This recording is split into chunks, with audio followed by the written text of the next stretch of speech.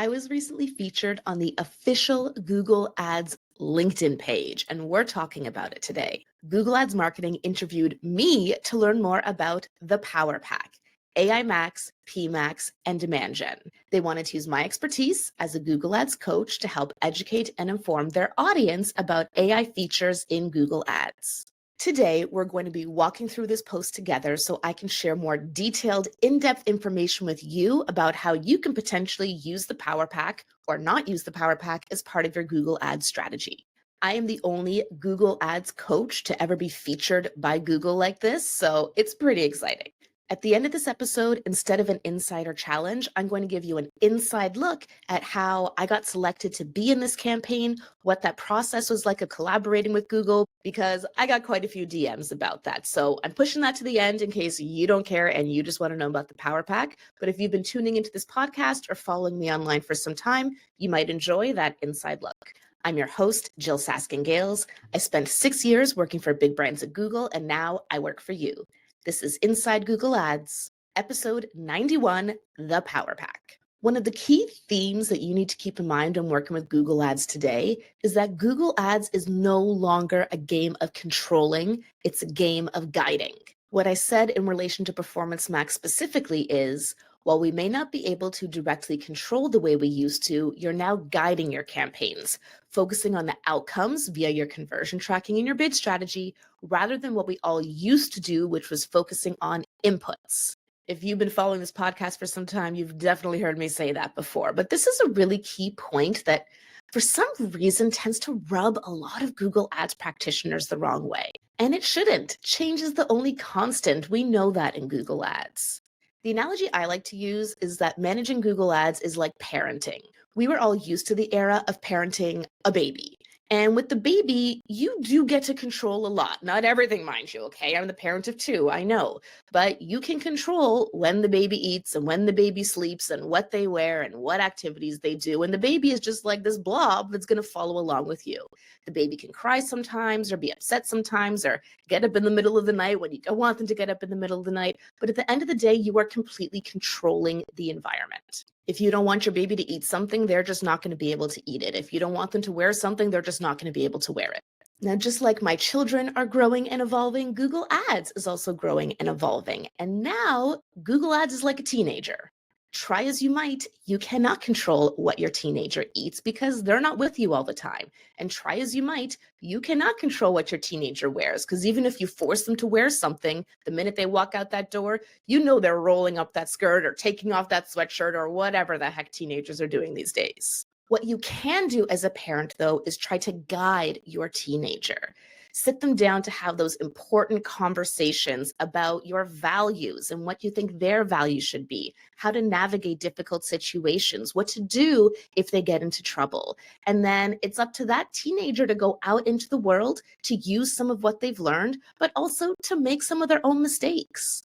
For example, when I was a teenager, I went on this school trip to Japan. Amazing opportunity for a teenager. And a bunch of friends and I went out drinking one night. And then we came back and a bunch of us threw up because we didn't know about drinking. And not surprisingly, we all got caught by our teachers. We all got suspended. There were huge consequences. In the life of teenage Jyll, getting suspended in Japan was like the worst thing that could ever possibly happen. And honestly, that's what it feels like when you launch a Performance Max campaign. You've set it up what you think is the right way you need for your business, and then it goes and spends all your money on the display network. Or you check the search term report and it's all brand terms, which is not what you wanted. It's not doing what you want it to do. Now, here's where most Google Ads practitioners go wrong. They say, oh, it's not working, cut it off. And to be honest, when I came home from Japan, I was really scared at how my parents were going to react. Well, they were absolutely angry. They sat me down. They knew that I felt so horrible about the mistake I made and the consequences that they didn't need to cut me off and send me out into the street to fend for myself. They said, we still love you. We know you're not going to make a mistake like this again. Do better next time. That's what your Performance Max campaigns or your AI power campaigns need. Okay, you made a mistake. Are there additional guide rails we need to put in place? Like maybe you're suspended or grounded or something. Now let's let you go out into the world, learn from just what happened so you won't make that mistake again. You can't control your campaigns anymore. Leave those strategies in the past. The best thing you can do for your Google Ads children, for your campaigns, is to guide them with the right information, conversion tracking, bid strategy, excellent creative, signals, all the things we talk about here. Set them out into the world. When they make mistakes, accept that mistakes happen and keep moving forward rather than punishing them and sending them out into the cold on their own. This is still one of the most common mistakes I see practitioners make with demand gen. As I'm quoted here by Google Ads, demand gen works on a different time horizon than I think a lot of us are used to. The most common mistake I see advertisers make with demand gen is they'll launch it for 2 weeks. They'll say, oh, I didn't get any conversions, and turn it off. To bring this back to our parenting analogy, it's like you give birth and then 2 weeks later, my baby doesn't know how to speak yet. What a freaking idiot. No, it's just learning. It's still taking everything in, testing things out. After a couple months, your baby's going to learn to crawl. They're going to be babbling. Give them some more time. They'll eventually walk, but not before they fall on their face a whole bunch of times first. They're going to say a whole bunch of intelligible nonsense before they say things that remotely sound like words, before they can eventually say things that actually sound like words and then sentences and then expressing their needs. Give your demand gen campaign time to learn, just like we need to give children time to learn. And what do you know, I give very similar advice for AI Max for search campaigns as well. The 3 main pieces of advice that I gave Google Ads to get started are: first, tell Google what matters most to your business. You do this in 2 ways via, say it with me, your bid strategy and your conversions. Next, make sure you track whatever you can track. Although it could potentially make sense to launch demand gen on a clicks-based objective, if you're running PMax, you must have a conversion objective. And if you're using AI Max for search campaigns, I only recommend doing that on a conversion objective. Your conversion can be a purchase, a form fill, a phone call, an appointment booking, but it must be something valuable to your business so that you're giving that feedback to the campaign so that it can learn. Just like how we talk to babies and sing to babies so that they can absorb and learn language from us, that's what conversion tracking is, providing that data back to your campaign so it can learn from that and then go out on its own and repeat the thing you want it to do. And then tip number 3 to get started with AI Max for search campaigns: give it time. AI needs time to learn from your data to see what works uniquely well for your business. This was the theme of episode 84 of this podcast from September 2025, talking about how the algorithm works. A common misconception people have is, oh, Google's this multi-billion-dollar company. They're a leader in AI. Why do they need time to learn? They should already know what works for my business. Yes, Google does have these very sophisticated algorithms, but algorithms need training data, your data, because what works well for your business is not necessarily what works well for the millions of other advertisers on Google Ads. To bring it back to our baby analogy, babies are born hardwired in their brains to learn language. But if you drop a baby in Japan and you drop a baby in Canada, they're going to learn very different languages because they receive completely different training data. They will both learn to speak, they will both babble, they will both make mistakes before they get things right, they will both start with individual words and nouns before they get into sentences, but one gets English input, so it's going to learn English, and the other gets Japanese input, so it's going to learn to speak Japanese. Google's AI-powered campaigns come pre-programmed for learning, but it needs your input, your business data, via your conversion tracking and your bid strategy so that it can learn how to speak your language and drive results for you. That brings us to the million-dollar question: should you use the Power Pack, and how can you make it work well for you? While of course it depends, my general recommendation for most advertisers is to start with the basics. If you're an e-commerce advertiser, the basics are shopping campaigns. Otherwise, your basic is search campaigns. In search, I'll recommend either exact or broad match keywords depending on a variety of factors. In shopping, I'll often recommend just advertising some of your products rather than all of them, but start with that foundation, reaching people who are actively searching for what you offer. Because if you can't even convert those people, demand gen's not going to work for you. Then you're going to want to expand on that, either by adding more keywords or expanding your match types, or maybe turning on AI Max on the search side, or on the shopping side by adding more products, by optimizing your feed, adjusting your TROAS and getting that to grow.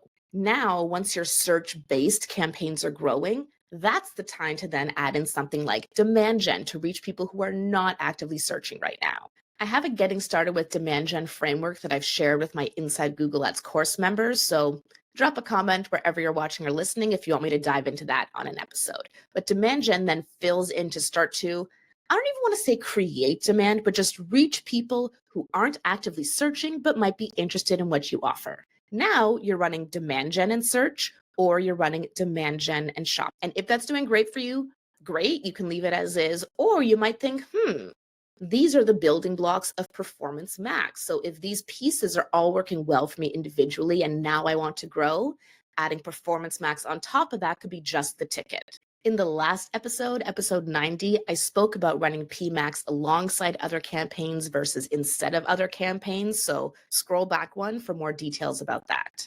But at the end of the day, Performance Max is endgame.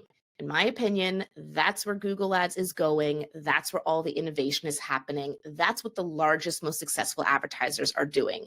So if you can have a few Performance Max campaigns in your account and they're working well, that is goals.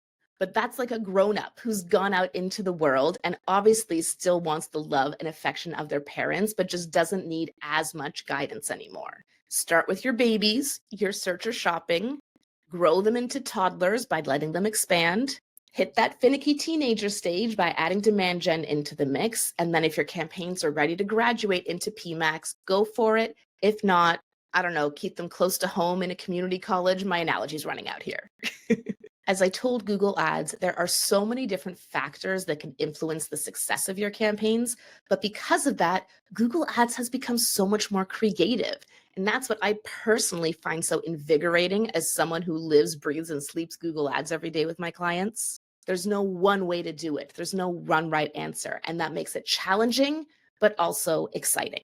That's our in-depth look at the Power Pack for today. If you'd like to see this full LinkedIn post from Google Ads about me, I've dropped that link in the episode description. Now, Jyll, how the heck did you get lucky enough to be featured on the Google Ads LinkedIn page? You would think this is because I worked at Google, but that's actually not the case. By consistently sharing a unique perspective across channels online over the last couple of years, I've gotten onto the radar of the Google Ads marketing and PR teams. That's why I was invited to attend Google Marketing Live in person. I'm regularly invited to roundtables with product managers to get a sneak peek at new features before they're released. For example, before AI Max for search campaigns was announced in May 2025, a couple days earlier, I was on a Google Meet with a handful of other Google Ads influencers, and we were told what was happening under NDA so that we could ask questions and get ready to share that news with our audience. And so this opportunity here was born out of that. They reached out to me. It's my understanding that there are other people who are going to be featured as part of this campaign as well. And they want to highlight thought leaders and influencers in the space to share their different perspectives on different aspects of Google Ads. I had about a half-hour conversation with this person who works in Google marketing. She interviewed me about all different aspects of my experience, my clients' experiences with Google Ads, and then based on that, took some of the key quotes and put it together into the story about the Power Pack. So I wasn't asked to talk about the Power Pack. I was asked about my experiences and observations and advice around Google Ads and AI features, and this is how it landed. I also want to say that you don't need to be someone who always says nice things about Google in order to be featured by Google. On the scale of Google Ads influencers, am I someone who's more Google friendly? Yes, but I think that's a function of the fact that I worked at Google. I understand how Google works. And so when I criticize Google, I offer what I think are fair criticisms and suggestions for improvement. I don't like the messaging about, oh, here's a hack Google doesn't want you to know, or oh, Google just wants to get your money. Because I know from firsthand experience, that's just not how Google works, and frankly, not how the world works.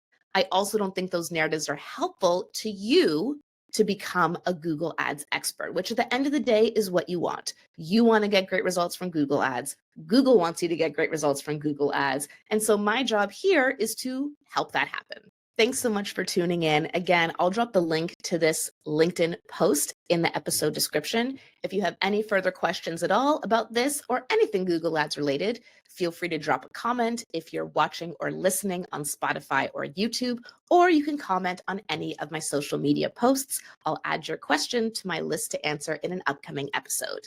I'm Jyll Saskin-Gales, and I'll see you next time inside Google Ads.